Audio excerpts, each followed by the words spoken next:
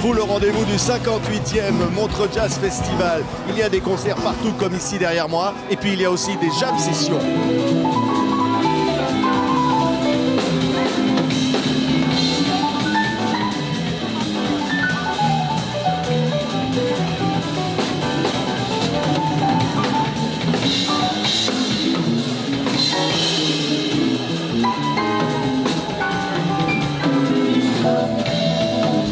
Ici, comme ça en plein air, Gab Scrapper qui est en train de jouer sur la scène derrière moi et Yves Bigot, évidemment ne le présente plus Yves, hein. C'est un journaliste musical que j'accueille aujourd'hui, Rolling Stone et ancien patron de TV5 Monde. On a passé des bons moments ensemble, Yves. Oui, c'est vrai, et ici aussi à Montreux. Alors moi je viens ici depuis 1979, 79 comme on dit en Suisse, chaque année.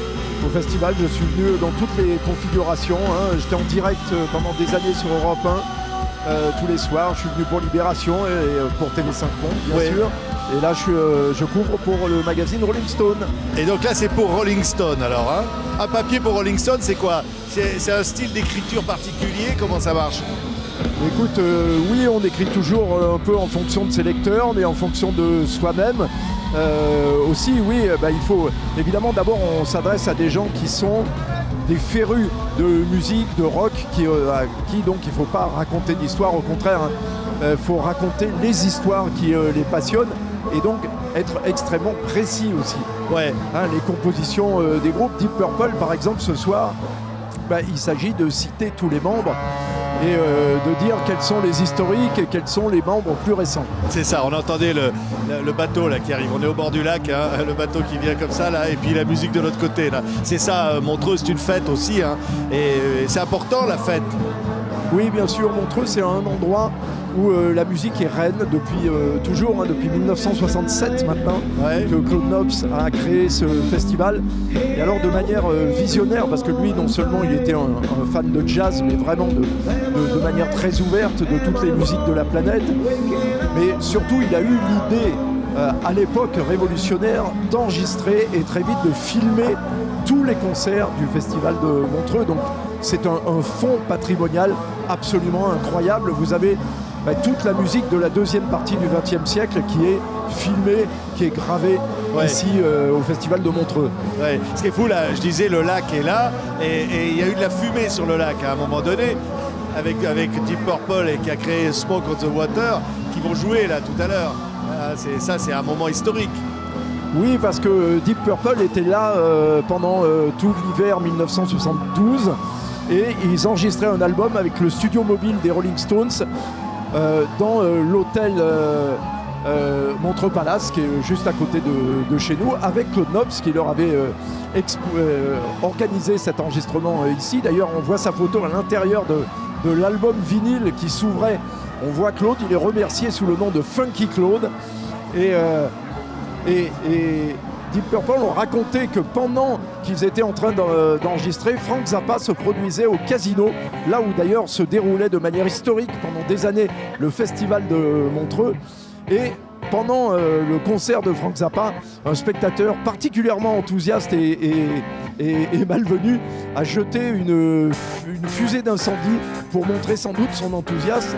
Malheureusement, ça a mis le feu au toit du Casino de Montreux qui a brûlé entièrement. Évidemment, le public a dû être évacué. D'ailleurs, Frank Zappa, depuis la scène, organisait l'évacuation du public avec son calme et son organisation légendaire. Et donc, Deep Purple ont mémorialisé cet incident dans ce morceau qui est devenu un morceau iconique du hard rock des années 70. Donc, Smoke on the Water, qui commence par We all came out to Montreux on the lakes on the shores of the Geneva Lake to record an album with some mobile.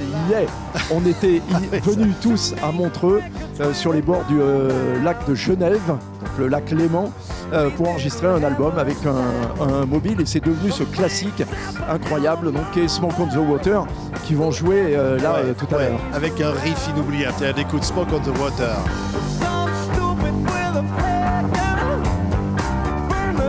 To the ground.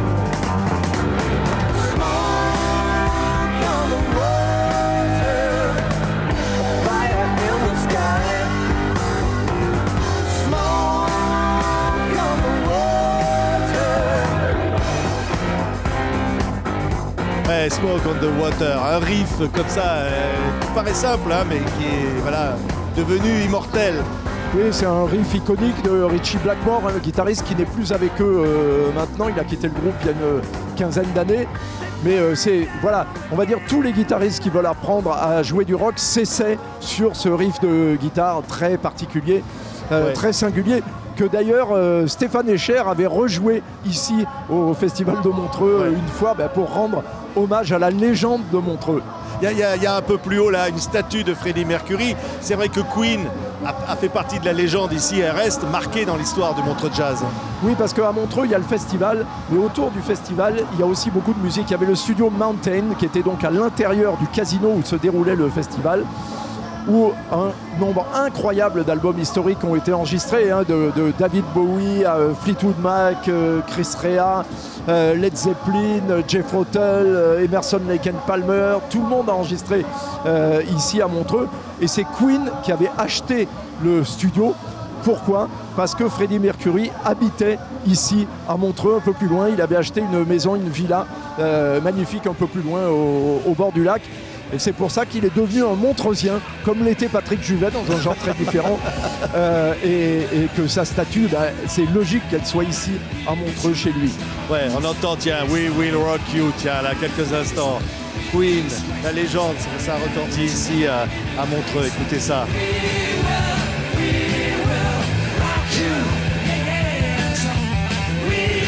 Ça aussi, c'est très simple, hein. Boom, boom, boom, hein. We Will Rock You.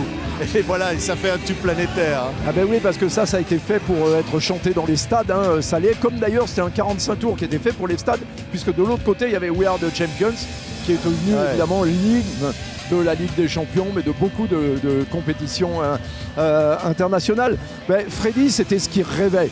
Pour Queen, ce qu'il voulait, c'était la domination mondiale, et il y est quand même grandement arrivé avec sans doute l'apex de leur carrière, dans ce concert absolument incroyable pendant Live Aid, donc en juillet 1985 au stade de Wembley, qui a été rejoué d'ailleurs dans le biopic Bohemian Rhapsody, tellement justement c'est un moment où Queen, c'était un groupe londonien, c'était un groupe de Londres, ils étaient à Wembley, ils étaient chez eux devant leur public pour une cause dans laquelle ils croyaient, et ça a été vraiment le sommet, alors qu'il y avait tous les plus grands artistes de la planète.